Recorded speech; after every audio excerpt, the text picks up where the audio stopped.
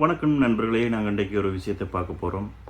அதாவது 10 ரூபா செலவில் இந்த தோட்டத்துக்கு நான் 5 மின் விளக்கு பூட்ட போகிறேன்.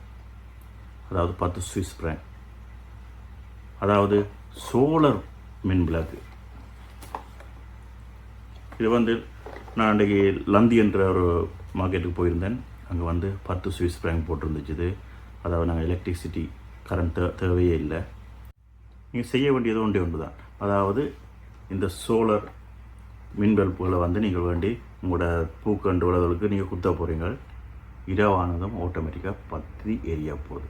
பற்றி எரிய இல்லை, லைட் பற்ற போகுது. ஓகே, நாங்கள் என்னென்ன இதை ஒரு உடைச்சி பார்ப்போம். என்ன எந்த பக்கத்தால் திறப்போம்? ஏதோ பின்பக்கத்தால் திறப்போமே.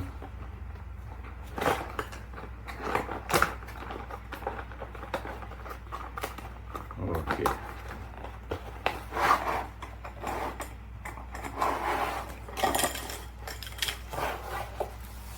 ஓகே. இது நீங்கள் சின்ன வயசில் படிச்சிருப்பீங்க. இதுக்கு என்ன சொல்கிற, ஃபைபர், அந்த வெளிச்சத்தை கடத்தக்கூடிய ஒரு நார்ன்னு சொல்லி, அதாவது ஒளி நாரா ஏதோன்னு சொல்லி நான் மறந்துட்டேன். அதாவது ஒளி எப்போவுமே நேர்கோட்டில் செல்லும். ஆனால் இந்த இலை வழியாக வளைஞ்சின்னு செல்லும். அது ஒரு விதிவிலக்கான ஒன்று.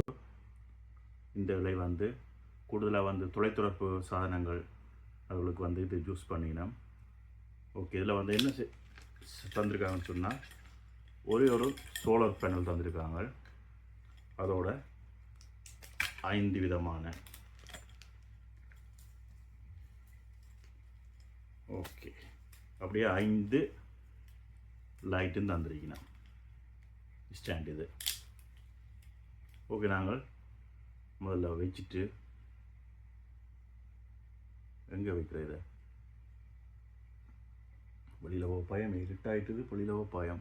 சரி, பிரச்சனை இல்லை. எங்கேயோ வீட்டுக்குள்ளேயே அதில் வச்சுட்டு நான் லைட் நிப்பாட்டி காட்டுறேன். இந்த வீடியோ பிடிச்சிருந்தால் லைக் பண்ணுங்கள், ஷேர் பண்ணுங்கள், சப்ஸ்கிரைப் பண்ண மறந்துடாதுங்க. இதே போல் வித்தியாசமான காணொளிகளை நடத்து போடுறேன். நன்றி. தொடர்ந்து பாருங்கள். நன்றி சொன்னிட்டு விட்டுட்டு போயிடாதுங்க. இனித்தான் லைட் எரிகிறத காட்ட போகிறேன்.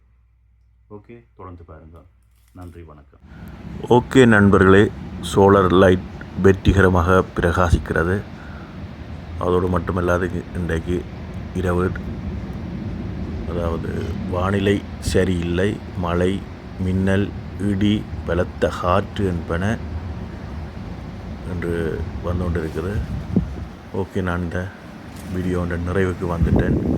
ஒரு தடவை இந்த மின்னல் முழக்கத்தையும் பார்த்துட்டு போங்க. மீண்டும் ஒரு காணொளியில் சந்திக்கிறேன். நன்றி, வணக்கம்.